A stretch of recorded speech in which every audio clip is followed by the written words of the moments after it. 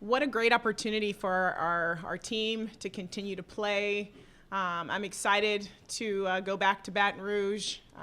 I lived there for quite some time, worked as an assistant there, admire Coach Mulkey and what she's been able to do.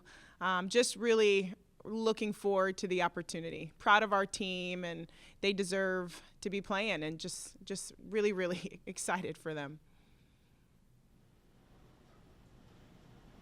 Having a history with LSU, just kind of dive a little deeper. Oh, wow.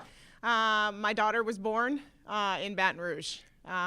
Yeah, so we have a lot of family that's still in Baton Rouge. I have a lot of family that's in Texas that's going to make the drive over. But it's kind of going home for me. You know, San Diego is my home. I was born and raised, but I did spend some time in Baton Rouge. So just a great opportunity. Looking forward to go see the Tiger on campus. But it's just a storied program. Obviously, they've won a national championship. They've just, really kind of flipped the landscape of women's basketball, and they've just meant a lot to what we're doing on our side. And Coach Mulkey has just, won it as a player, as an assistant coach, and as a coach. So a lot to be admired there, and it's just going to be a great opportunity, a great fan base.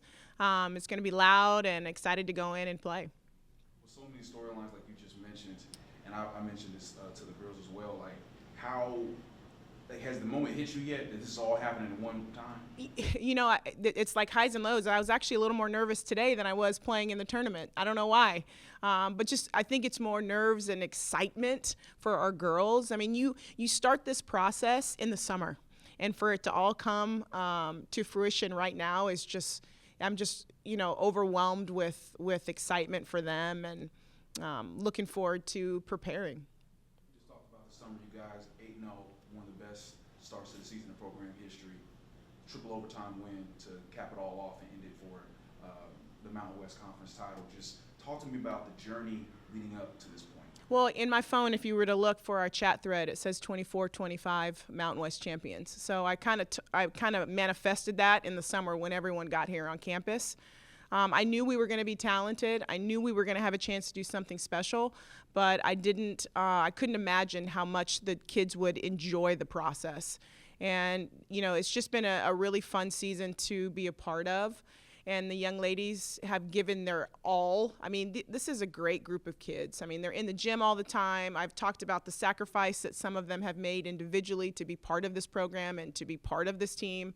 And that really is a testament to who they are as young women. So just really, really excited for them. I know I keep using that word. It's just a feeling that I haven't felt. I've been doing this for a long time, and I've never climbed a ladder and cut down nets. I've been to the NCAA before. That's not anything new.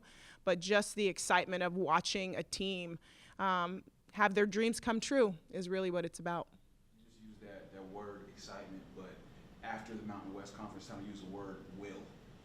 Talk to me about just the fight this team has. Well, 3 overtimes, after beating the #1 team in our conference, beating UNLV, a team that's dominated the Mountain West for many, many years. We talked to the group about that wasn't the conference championship, and we needed to get up again for Wyoming. And their will throughout that game, that was a very well-played basketball game by both teams, and just did not give up. And, playing 55 minutes of basketball and battling the entire time, it's just a testament to their will and how much they believe and how together they are. And that's really what makes it so much fun. In the conference has had more success away from their home court than you have this year. What do you and your staff see about this team that makes it so strong to be able to step up and succeed, in those sort of hostile environments? We've had some success on the road. I think defensively we've made some jumps, and I think that's a big piece of it. But it's also, again, the depth. Sometimes a player might not, be playing as well as she can, and we've always had someone step up in her absence. And I think the superpower is our depth and being able to have a bench that can come in and contribute. So we're going to have our hands full. I mean, we're talking about a different type of brand of basketball in the SEC, but I think our girls will be up for the challenge and ready to go.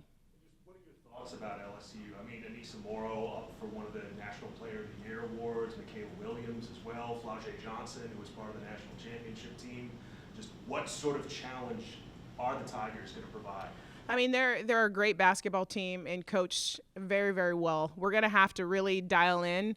We'll go back and watch more film. I watch them. I follow them because I just enjoy watching them. But we'll see what we can do to try to put ourselves in a situation to win on the road. And we're going to have to rebound, and we're going to have to get back in transition because they're looking to push. And they are very, very good on the offensive glass. So we need to spend a lot of time in the next couple of days blocking out. One of the things you spoke about after winning the title in Las Vegas was how important it was for you to get this program back to where it had been previously. You know, it's the first time since 2012 that both the men and the women have been to the big dance the same year. Just what does that mean, and how have you gotten the program back to that level? Well, first I want to congratulate all the players that came before. I mean, it was so nice to see and hear all of the players that I've coached and ones that didn't play for me to congratulate us on the success that we've had. We've won here before. This is not anything new. I'm just happy that we were able to get it back. And it's just, we've had wonderful athletes come through this program. San Diego State is a nice landing spot. It just has everything that you need. You're going to compete for a championship. You're going to get a quality education, and you're 20 minutes from the beach. So, I mean, it's a destination city, and we've been lucky to have some of the players come through our program, and I'm grateful for every single one of them. For San Diego as well, this is a really special moment for basketball and around this town, women's and men's. With the Aztecs having so many players who play high school here, UC San Diego dancing with y'all as well. Just how cool of a moment is it to be part of this for the San Diego basketball? It is great for the community, and it's sometimes people forget that I'm born and raised here. I went to elementary, middle school, and high school in San Diego. I am born in Balboa Hospital. I'm a Navy baby, so this means a lot for us, for me and my family, and to have San Diego kids on our team. It just means the world to them. And I would have another conversation about the UCSD draw. I think that's a little unfair. They played great basketball and won a very tough championship game and went through the #1 seed to get there. So I'm excited for them, especially in their first year of eligibility. But to have both us, the men at San Diego State, and UCSD playing, it's just really, really cool for the city. And then I got to know, too, with all that family, driving in from Texas, people there in Baton Rouge, how many tickets are you trying to? I don't even know how many I have yet. First and foremost, I got to get a better outfit. I gotta make sure I'm ready to dress. So we're talking, we talk game plan, we've talked, connections and storylines. What's something that we haven't talked about this matchup that you and your team know about that you kind of want to share with us? I don't know if this answers the question, but I do want to talk about some of the individual storylines that have got us here.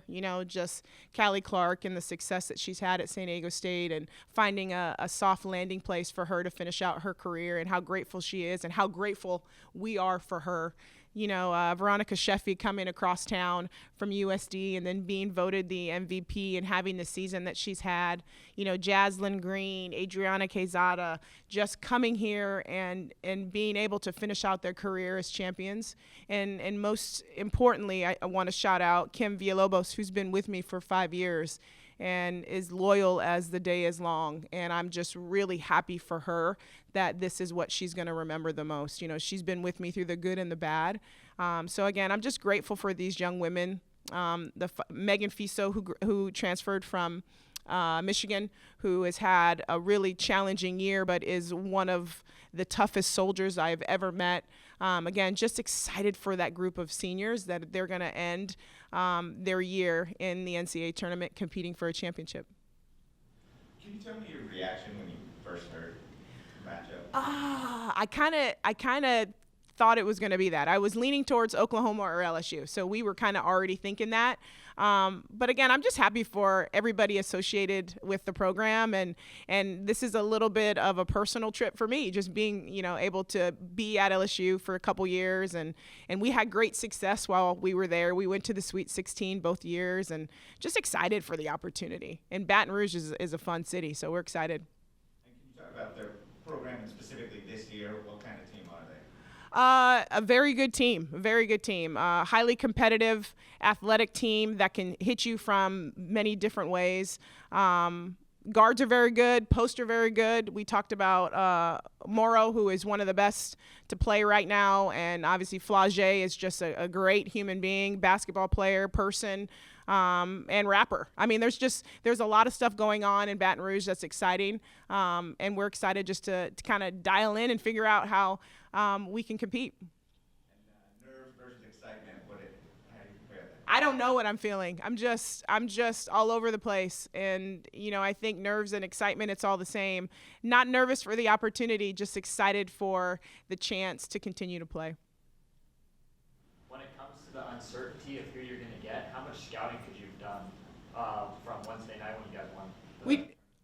We did a little bit because we wanted to be prepared. So we were prepared for LSU. Well, not prepared. We started the preparation for LSU and Oklahoma because we figured we would be a 14 seed. But you never know, and I didn't want to do too much and be wasteful, but we did start watching and keeping an eye on them. And again, there's no way you can stop anybody that's playing in the NCAA right now, but we're just going to do our best to slow them down and figure out some ways we can be successful. You've mentioned the senior group. How are you feeling for these freshmen? The bar is set high, right? I mean, now, won a championship in their first year, but that doesn't surprise me. I mean, these kids have no fear. They don't know what they don't know, and, I was sitting next to Naomi and she's like, why not us? And I love it. I love that mentality. I love that thought process of we're going to go in there and give it a shot. We're a good basketball team too. And the mentality of your team, are they going to be a little bit shocked or? I don't think so. I mean, they're just excited to keep playing. Like I feel like I'm saying the same thing over and over again, but I think they're highly competitive, and their care factor is very, very high. So they're excited to get to work and start preparing. We had a couple practices after the tournament. I gave them some days off, but we've had 2 practices, and now we can dial into what the game plan is for LSU. We were just doing some shooting and staying in shape, I should say, but now we can kind of dive in with the staff. And I thought one of the best things that came out of the Mountain West tournament was they were locked in and focused on the game plan. So I expect nothing less as we move forward. Can you give us a sense of what the next couple of days are going to look like before the team leading into the game? Yeah, I was just doing that. I forgot. Ben sent me a text to come up here. I was already working. But I think we'll probably take tomorrow off, more importantly for us to study film and figure out the game plan. Practice Tuesday and Wednesday, go light on Thursday, travel, practice on Friday, and then play on Saturday.